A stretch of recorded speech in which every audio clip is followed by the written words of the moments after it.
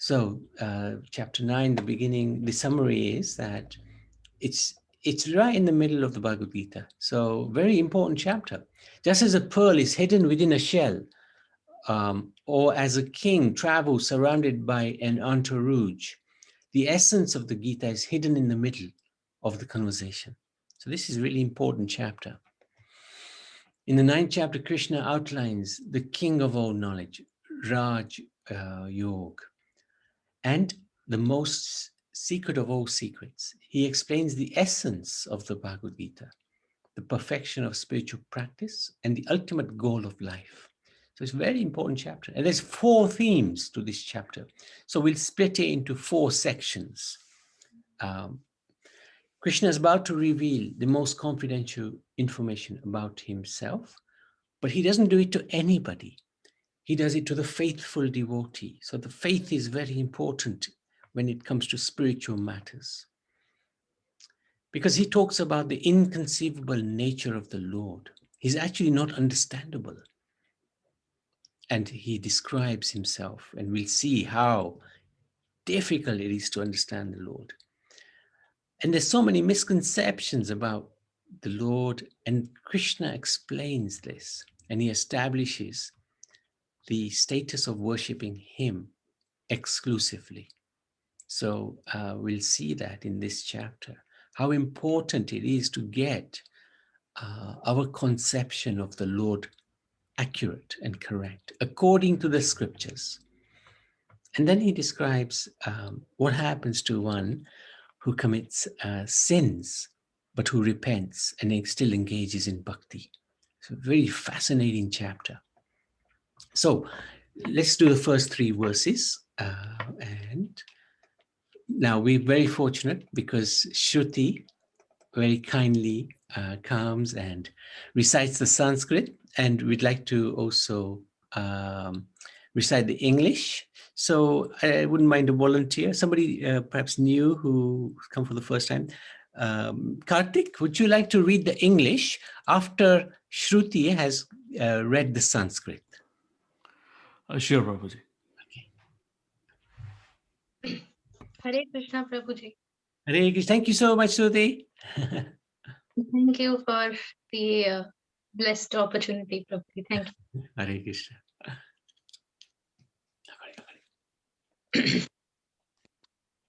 May I begin, Prabhuji? Yes, please. Thank you. Thank you. Hare Krishna. Hare. Om Namo Bhagavate Vasudevaya. Om Shri Paramatmane Namaha. Atha Navamodhyayah. Shri Bhagavan Uvacha. Idam tu te guhyatamam pravakshyamyanasuyave jnanam vijnana sahitam yatnyatva mokshase shubhat. And the translation,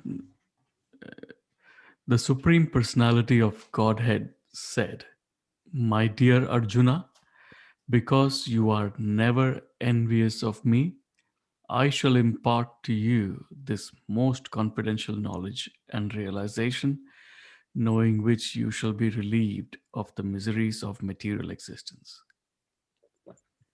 Raja vidya raja guhyam pavitram idam uttamam pratyakshaavagamam dharmyam susukham kartum avyayam. Translation: this knowledge is the king of education, the most secret of all secrets. It is the purest knowledge, and because it gives direct perception of the self by realization, it is the perfection of religion. It is everlasting, and it is joyfully performed. Ashraddhana purusha dharmasyasya parantapa aprapya mam nivartante mrityu samsara vartmani.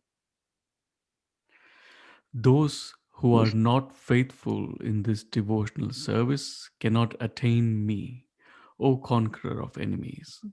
Therefore, they return to the path of birth and death in this material world. Thank you. Fabulous. So let's have a look at this segment. Now, Krishna explains that the knowledge he is about to impart is the most confidential, as it illuminates the true position and nature of the soul in relation to God. How are we related to God? This is a very important question. So, of course, there is a notion, especially prevalent in the West, that if one believes in God, one is intellectually immature or naive, and actually science has taken the place of God. Right? That's a very common conception in the West. But if you look at it logically, the complexity, the design, the intricate engineering of this creation, it makes it very plain that there must be some conscious intelligence behind it. We don't see traffic lights in space, but we don't see the planets crash with each other. We see the sun rise every morning, set every evening. Similarly, the moon has its cycle, and it doesn't deviate from that cycle. There's such fantastic order. And the scientists will have us believe that there was a big bang, and out of the big bang came this incredibly wonderful order.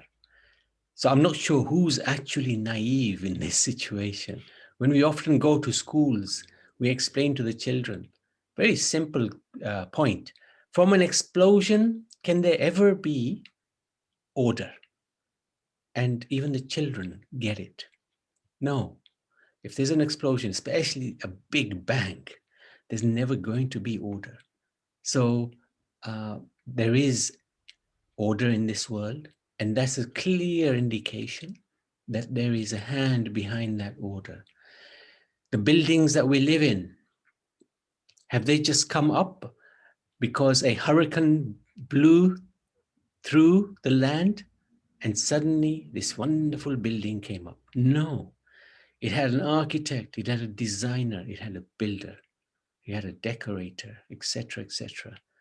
So similarly, this universe has been constructed very carefully so that we can reside in it very nicely. So we believe that there's a hand behind the order of this world. To categorically deny this suggests a stubborn, irrational, and illogical disposition towards atheism. Thus, Krishna explains that the knowledge he is about to impart is specific.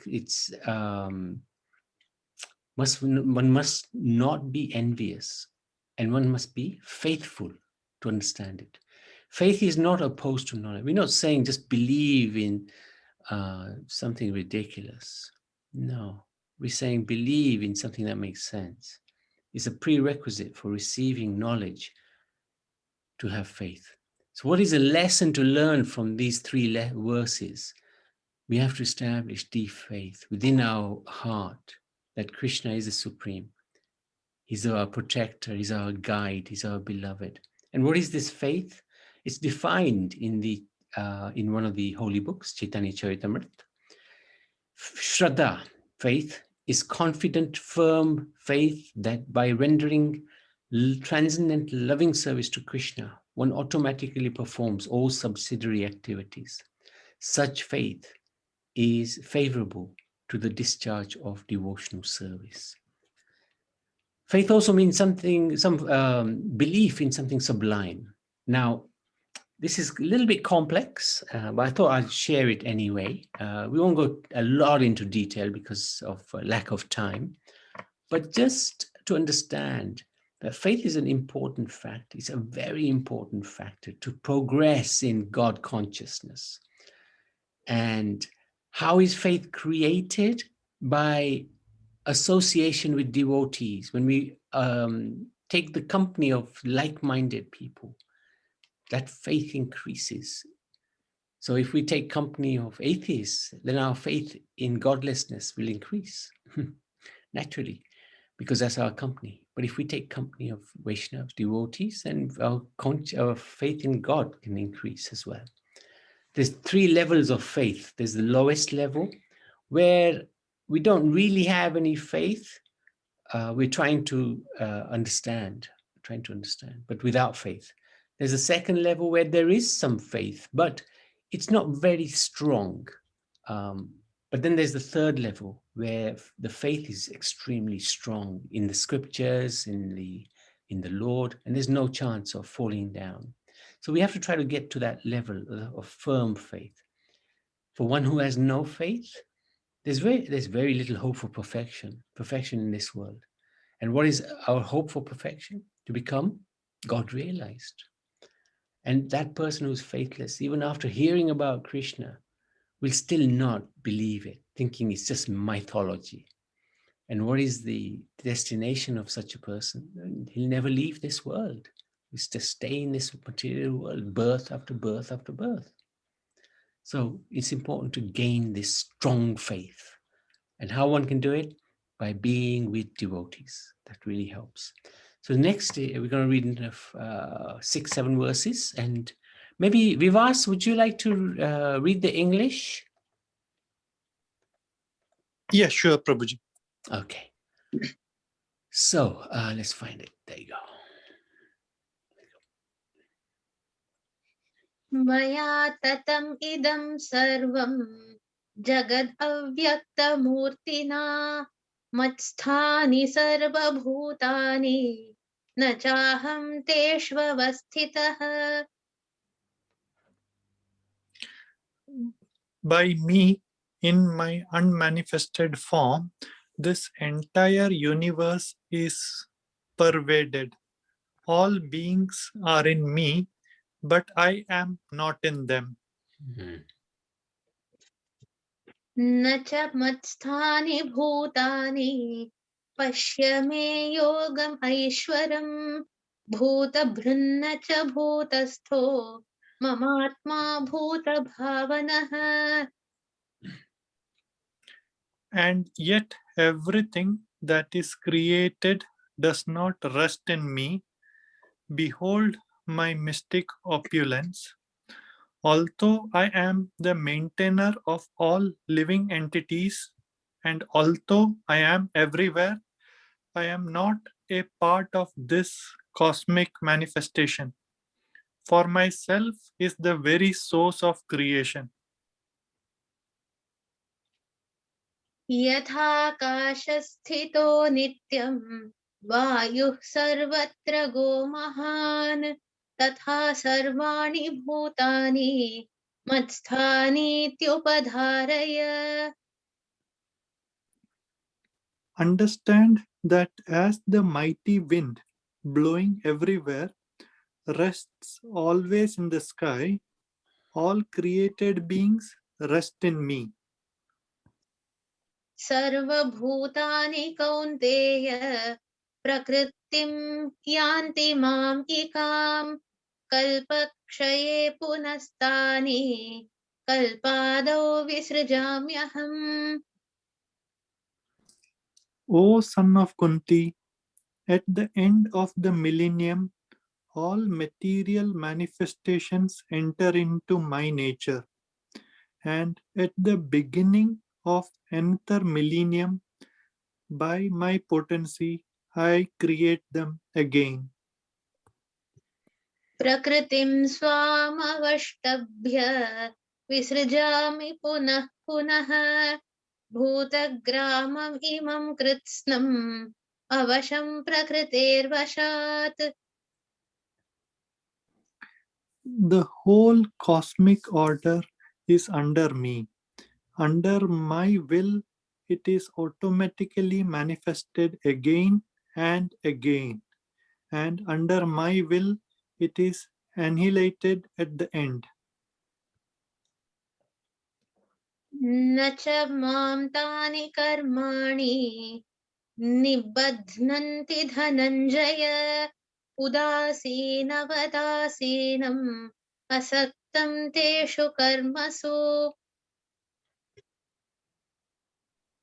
O Dhananjaya, all this work cannot bind me. I am ever detached from all these material activities, seated as though neutral. मयाध्यक्षेण प्रकृतिः सूयते सचराचरम् हेतुनानेन कौन्तेय जगद्विपरिवर्तते. This material nature, which is one of my energies, is working under my direction. O son of Kunti, producing all moving and non-moving beings. Under its rule, this manifestation is created and annihilated again and again. Great, thank you. So you can see this is quite a complex area of philosophy which Krishna explains to Arjun, and he begins to impart this knowledge of his inconceivable relationship with the universe and all living entities. So while this knowledge gives the idea of the character, greatness, and capacity of the Lord, it also exposes our inability to understand such matters through our mundane, our logic and reasoning. So an idea is conceived within the mind, a child is conceived within the womb. In other words, a concept is contained within its something. However, since the qualities and character of the Lord are unlimited, they cannot be contained within any boundaries. And so the Lord's activities, relationships are deemed inconceivable. So we may try with our limited capacity to understand the Lord, but actually he's not possible to understand. And the lesson that we take from this is that we can learn that the Lord and his potencies are actually inconceivable. Let's not even try to make an effort to understand him or his potencies. Mahaprabhu, Chaitanya Mahaprabhu, established the principle of achintya bhede bhede tattva, inconceivable oneness and difference at the same time. So what does that mean? We are spirit soul. God is also spirit soul. So there is a oneness between us. We are similar to the Lord, if you like, but we're also very different because we're a very tiny spirit spark, whereas the Lord is humongous. He is the totality of everything. So although there's a oneness, there's also a difference between us. And we can see it in this text 4 of this chapter. He says, all beings are in me, but I'm not in them. How do we understand that? Very difficult to understand. And in text 5, he says, although I'm everywhere, I'm not part of this cosmic manifestation. So these things are tough to understand. So the lesson is we accept that there are going to be aspects of the Supreme Lord which we can never get our minds around. And that's absolutely fine. That's not a problem. We should not hold that back from performing our bhakti to the Supreme Lord. That's very important. Okay, let's see. It's many verses now. So maybe a few devotees can chant. Maybe Surinder, you can take the first. There's about how many is it? 10 and 10. Yeah, good idea. And Induleka Maji, you could take the next 10. Okay. Yeah. Yes, Prabhuji. Very good. Okay. अवजानन्ति मां मूढाः मानुषीं तनुम् आश्रितम् परं भावम् अजानन्तो मम भूतमहेश्वरम्. Translation. Fools deride me. Can I continue, Prabhuji? Oh yeah, go on, Induleka Maji. You do first, and then Surinder can do. Okay, Hare Krishna. Okay. Fools deride me when I descend in the human form. They do not know my transcendental nature as the Supreme Lord of all that be. So this is a pretty important verse. Krishna identifies our fault. mostly.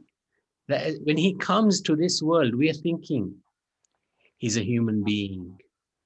But actually, we are made in his image. It's not that he's made in our image. Very important to understand that. And if we're not careful, we can be one of these fools who deride him when he comes to this world in his so-called human form. मोघाशा मोघकर्माणो मोघज्ञानाविचेतसः राक्षसीम् आसुरीं चैव प्रकृतिं मोहिनीं श्रिताः. Shall I continue, Prabhuji? Yeah, if you do another 9. Okay. Those who are thus bewildered or attracted by demoniac and atheistic views. In that deluded condition, their hope for liberation, their fruitive activities, and their culture of knowledge are all defeated. महात्मानस्तु मां पार्थ दैवीं प्रकृतिमाश्रिताः भजन्त्यनन्यमनसो ज्ञात्वा भूतादिमव्ययम्. O son of Partha, O son of Pritha, those who are not deluded, the great souls, are under the protection of the divine nature. They are fully engaged in devotional service because they know me as the Supreme Personality of Godhead, original and inexhaustible. सततं कीर्तयन्तो मां यतन्तश्च दृढव्रताः नमस्यन्तश्च मां भक्त्या नित्ययुक्ता उपासते. Always chanting my glories, endeavoring with great determination, bowing down before me, these great souls perpetually worship me with devotion. Another very important verse where Krishna explains about the devotee who's perpetually worshipping him, chanting his glories all the time. ज्ञानयज्ञेन चाप्यन्ये यजन्तो माम् उपासते एकत्वेन पृथक्त्वेन बहुधा विश्वतो मुखम्. Others who engage in sacrifice by the cultivation of knowledge worship the Supreme Lord as the one without a second, as diverse in many and in the universal form. अहं क्रतुरहं यज्ञः स्वधाहमहम् औषधम् मन्त्रोऽहमहमेवाज्यम् अहमग्निरहं हुतम्. But it is I who am the ritual, I the sacrifice offering to the ancestors, the healing herbs, the transcendental chant. I am the butter and the fire and the offering. पिताहमस्य जगतो माता धाता पितामहः वेद्यं पवित्रमोङ्कार ऋक्सामयजुरेव च. I am the father of this universe, the mother, the support, and the grandsire. I am the object of knowledge, the purifier, and the syllable Om. I am also Rig, the Sama, and the Yajur Vedas.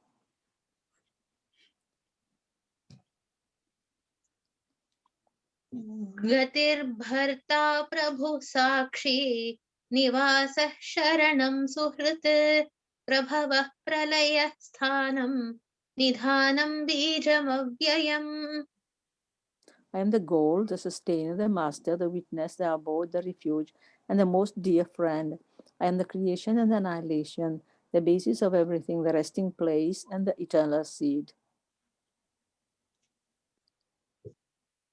तपाम्यहमहं वर्षं निगृह्णाम्युत्सृजामि च अमृतं चैव मृत्युश्च सदसच्चाहमर्जुन. O Arjuna, I give heat, and I withhold and send forth the rain. I am immortality, and I am also death personified. Both spirit and matter are in me. त्रैविद्या मां सोमपा पूतपापा यज्ञैरिष्ट्वा स्वर्गतिं प्रार्थयन्ते ते पुण्यमासाद्य सुरेन्द्रलोकम् अश्नन्ति दिव्यान् दिवि देव भोगान्. So I continue, Prabhuji? Last one, yes. Okay. Those who study the Vedas and drink the Soma juice, seeking the heavenly planets, worship me indirectly. Purified of sinful reactions, they take birth on the pious heavenly planets of Indra, where they enjoy godly delights. Another very interesting verse where Krishna talks about those who do study the Vedas, but actually want to seek enjoyment within this world. And they get what they want, but it's still within this world, not in the spiritual world. So Surendra, you can read the next 8-9 verses. Huh? Yes, Prabhu. Hare Krishna, Nitai Gaur Hare. ते तं भुक्त्वा स्वर्गलोकं विशालं क्षीणे पुण्ये मर्त्यलोकं विशन्ति एवं त्रयी धर्ममनुप्रपन्ना गतागतं कामकामा लभन्ते. When they have thus enjoyed a vast heavenly sense pleasure, and the results of their pious activities are exhausted, they return to this mortal planet again. Thus, those who seek sense enjoyment by adhering to the principles of the three Vedas achieve only repeated birth and death.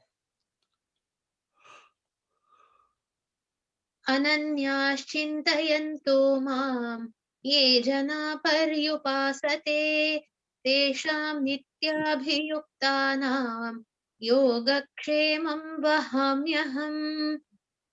But those who always worship me with exclusive devotion, meditating on my transcendental form, to them I carry what they lack and I preserve what they have. So this is why this chapter is such an important chapter. And this is absolutely one of the crux of Bhagavad Gita, where we can understand what Krishna does for us. Those who worship him exclusively, for them, he'll do anything. Whatever they lack, he'll give them. Whatever they have, he'll protect it. This is absolute crux of Bhagavad Gita. Very important verse. येऽप्यन्यदेवता भक्ता यजन्ते श्रद्धयान्विताः तेऽपि मामेव कौन्तेय यजन्त्यविधिपूर्वकम्. Those who are devotees of other gods and who worship them with faith actually worship only me, O son of Kunti, but they do so in a wrong way. अहं हि सर्वयज्ञानां भोक्ता च प्रभुरेव च न तु माम् अभिजानन्ति तत्त्वेनातश्च्यवन्ति ते. I am the only enjoyer and master of all sacrifices. Therefore, those who do not recognize my true transcendental nature fall down. यान्ति देवव्रता देवान् पितृन्यान्ति पितृव्रताः भूतानि यान्ति भूतेज्या यान्ति मद्याजिनोऽपि माम्. Those who worship the demigods will take birth among the demigods. Those who worship the ancestors go to the ancestors.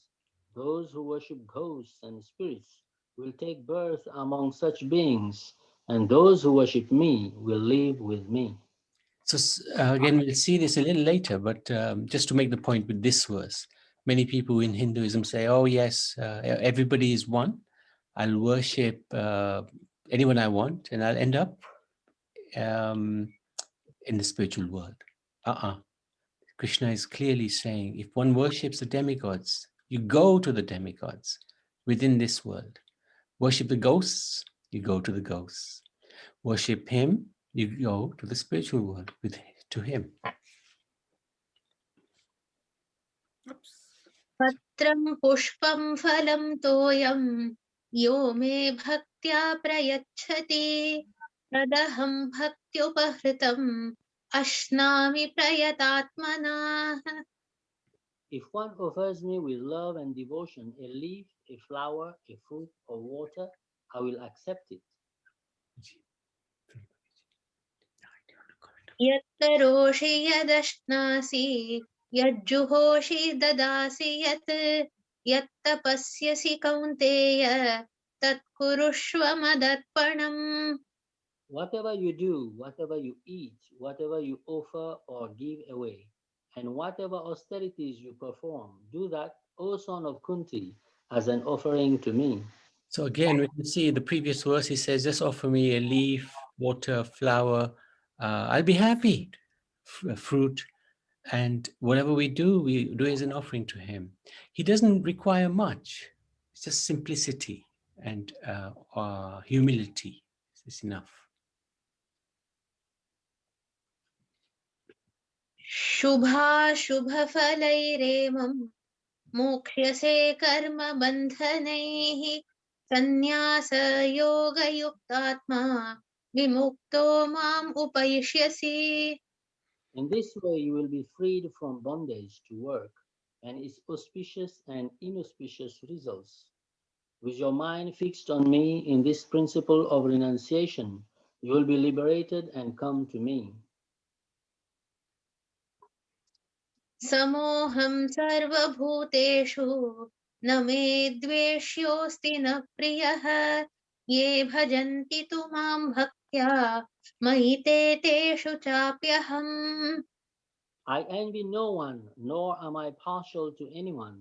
I am equal to all, but whoever renders service unto me in devotion is a friend, is in me, and I am also a friend to him.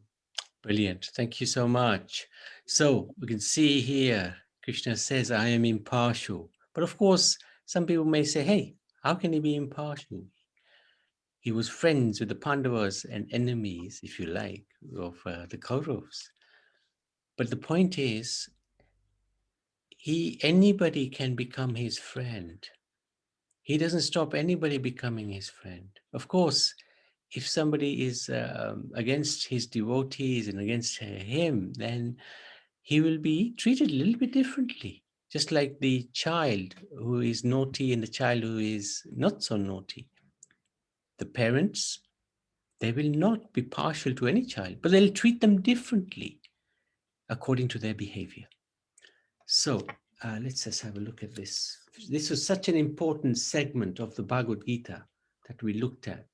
There's so much nectar here. And I'm not going to do any justice to this because we're going to go through it very quickly. But the essence is, wrong one. Essence is this. Even after Krishna explains the opulences and qualities of his personal form, there are many who misunderstand him. Many believe that he's got a human form, so they deem him to be an ordinary human. Others believe that God has a personal form, or it is elementary to believe that God has a personal form. It's childlike to believe that. That's what they feel, right? Some believe that God manifests innumerable forms represented by various demigods, like we were saying before. All are one. That's a big misconception within Hinduism. Everybody's one. I can worship anyone I like, and I'll get the same result. And others cannot perceive of anything beyond this universe. And therefore, they consider the universe, the cosmos, to be the supreme object of worship. And then there's still others who say that all paths lead to the same destination. And Krishna highlights that very clearly, that according to what you worship, you get. But then he establishes his worship as the highest. And the lesson to learn from this, if we accept the Gita as authority, then we can worship the personal form of Krishna exclusively, without a second. And that's text number 22 in this chapter. According to our capacity, text number 26. Patram pushpam palam toya. Whatever we have, we can offer it to him. One can see him face to face, have a personal loving relationship with him. This is the essential message of the Bhagavad Gita. It's in the middle of the Bhagavad Gita. Krishna describes himself and how worship of him is second to none. And just just to sort of confirm this, a bit later on this is described, but such a nice verse. Worship Krishna directly as advised by himself. Engage our minds, always thinking of him. Become his devotee. Offer his obeisances. Worship him. This is right at the end, but it's so important to imbibe that through the teachings of the Bhagavad Gita itself. Yeah. Okay. So let's now it's the last four verses, and who would like to read? Anybody like to read these? Anybody like to volunteer? I can read, Prabhuji. No, you've read already. Let's give somebody else a chance. Kaushalya? Yeah. Kaushalya? Yes, Prabhu, I'll do it. Okay. Okay. Very good. अपि चेत् सुदुराचारो भजते माम् अनन्यभाक् साधुरेव समन्तव्यः सम्यग् व्यवसितो हि सः. Even if one commits the most abominable action, if he is engaged in the devotional service, he is to be considered saintly because he is properly situated in his determination.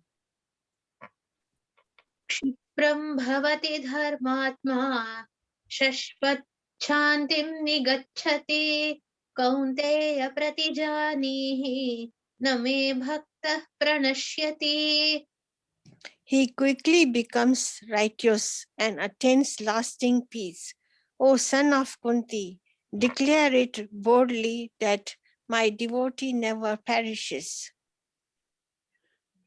So, sorry, Shruti. Apologies. Very, very amazing verse Krishna is saying to Arjun, that you declare it boldly. My devotee never perishes. Krishna knows that people don't usually sometimes trust his word, right? Krishna sometimes may not keep his promise. That's one of the most amazing parts of this, his pastimes. You know, he says something and he means something completely different. But he will honor always the words of his devotees. He will always keep the word of his devotee to become true. So he says to Arjun, you tell everybody, my devotee will never perish. So this is very powerful verse. मां हि पार्थ व्यपाश्रित्य येऽपि स्युः पापयोनयः स्त्रियो वैश्यास्तथा शूद्रास्तेऽपि यान्ति परां गतिम्. O son of Partha, those who take shelter in me, though they be of lower birth, women, Vyasyas, merchants, and Sudras workers, can attain the supreme destination.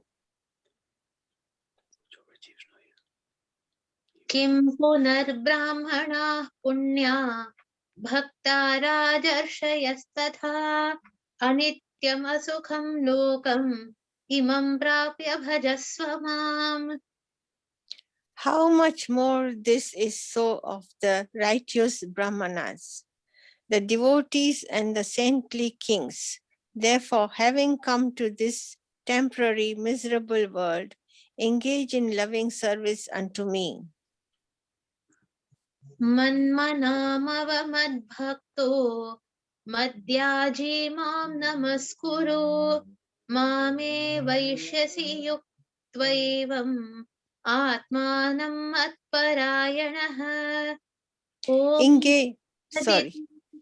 श्रीमद्भगवद्गीतासु उपनिषत्सु ब्रह्मविद्यायां योगशास्त्रे श्रीकृष्णार्जुनसंवादे राजविद्या राजगुह्ययोगो नाम नवमोऽध्यायः. Engage your mind always in thinking of me. Become my devotee.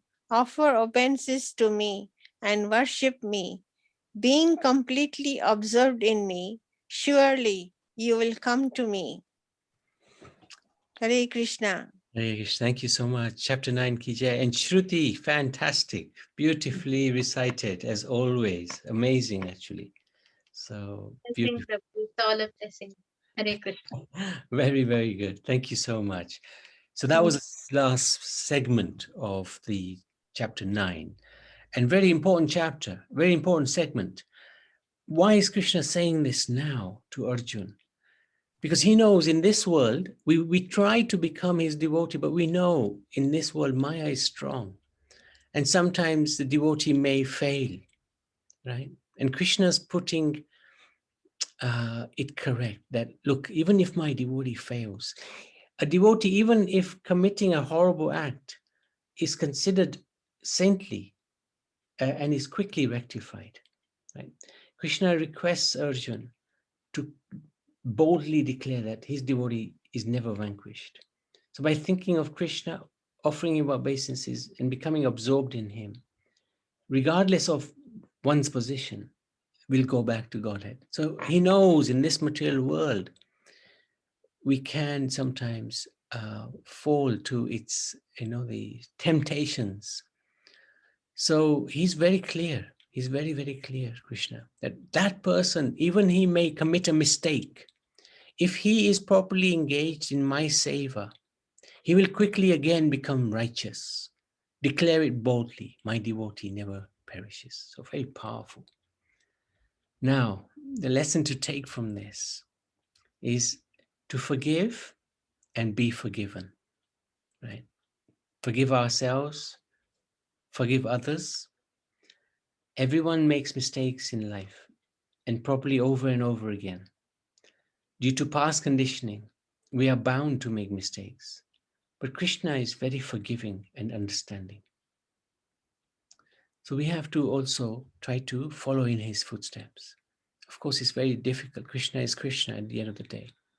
But there's many different types of people. There's a fifth class of person who will only see bad in others. They just want to criticize, no matter what they criticize. Even somebody does really nice things for them, they'll still just see the bad, never see anything good. Now, we may come across people like this, right? They just want to see bad. There's the fourth class who sees both the good and bad in people, but they'll focus on the bad only. They'll just focus on the bad. They'll see that there's good and there's bad in somebody, their qualities, but they'll just focus on the bad. Then there's a third class of person who will see both good and bad in the person in equal measure. So they will see the good qualities, they'll see the bad qualities in the same way. Second class, they'll see good and bad qualities, but they'll just focus on the good qualities. This is quite a nice place to be. But then there's the first class. They'll only see the good. They'll never see anything wrong. Even if somebody is crazy, foolish, they will just focus on the good and ignore the bad. And only Krishna can do that. Only Guru can do that. For example, Krishna, when Shishupal was insulting him, he wasn't taking them as insults. He was taking them as compliments. When Putana was feeding him poison, he didn't accept the poison. He accepted it as milk, and he liberated her. So this is, of course, not possible to achieve, to see only good. But we should at least endeavor to be at this point where we just focus on the good. Just focus on the good. So this is a really nice lesson to learn. Forgive and be forgiven as well. So I wanted to stop there. Chapter 9 of Bhagavad Gita Ki Jai. And if there are any questions, we can take some questions. Or any comments, anything like you'd like to share, your realizations. You've read the Bhagavad Gita, presumably, and you may have something that you'd like to share with the devotees. You certainly can. Anybody like to contribute to anything?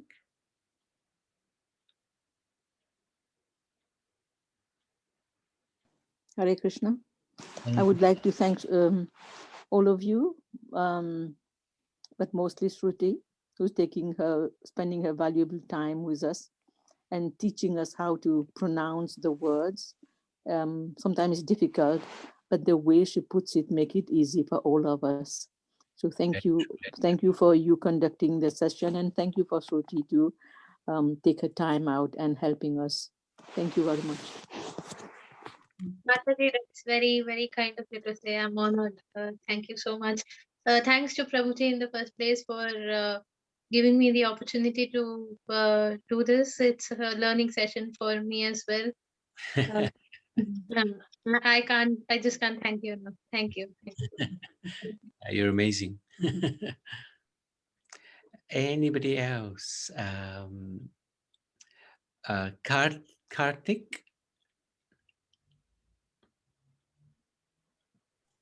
Yes, Prabhuji. Hare Krishna. Hare So Krishna. what did you think? You've read the Bhagavad Gita, right? Many years ago, but Shruti ji, brought back memories of my classes when I was a child. So Good. I'm so happy to hear, and I'm especially, congratulations to the Ucharan, because that is so important in how we read this. And also, it fosters a lot of interest, just to be able to understand it correctly. So it takes time. I'm sorry. After a long time I'm doing this, and we are quite, slowly coming back to terms. But then it is so nice that so much insight is available within our own Vedic texts. Absolutely. And I'm so glad that I joined the session, and I will continue to do so and try and engage more. Thank you so much. At some point, I want you to actually take over these sessions. So, in time. Yes. Because we need a lot of teachers now. And I can see you are one of them. Thank you. Fantastic. Thank you very much. Kaushalya Maji? Yes, Prabhu, I was just going to say thank you so much. It was really nice 9th chapter. Amazing chapter. Realized, yeah, so much nice. Shruti is also nice pronunciation. Sanskrit, my God, is so nice. Yeah, it is Does amazing. Shruti know Hindi as well? Shruti, do you know Hindi? Yes, Mataji. I'm from Mumbai. I was born and brought up in Mumbai. So Okay, oh, that's good. my mother Shruti tongue- जी, आपकी निष्काम सेवा से आपके लिए जो वैकुंठ धाम के दरवाजे हैं ना, वो खुल चुके हैं आपके लिए। बहुत बड़े शब्द कह दिया आपने माताजी। हाँ, सच्ची कह रहे हैं, हम दिल से कह रहे हैं। प्रभु की कृपा है बस। ये No. अवसर मिलना ही प्रभु की कृपा है। प्रभु जी और आपके लिए तो बस धाम खुल गए हैं, वैकुंठ धाम के दरवाजे खुल गए हैं। धन्यवाद माताजी, धन्यवाद बहुत बहुत। Thank you so much. इतनी निष्काम सेवा आप करते हैं, so nice. Very powerful. Yes, प्रभु की कृपा है बस, और क्या कहूँ। हाँ, thank you. Okay, Surinder, anything you'd like to share? Hare Krishna, Dandavad Prabhu, Nitai Gaur Hari Bol. Rivo. Very interesting chapter, Prabhu. We learned a lot. That's very good, and thank you very much, all of you. And Nitai Gaur Hari Bol. Hare Krishna, thank you so much. Hare Krishna Prabhu. Hare Krishna. So if there's no questions or comments, we can end the session. Thank you so much for participating, and it's so nice to have you all. And please keep your good wishes with us and keep blessing us so that we can continue. So thank you so much. Thank you, Shruti. Amazing.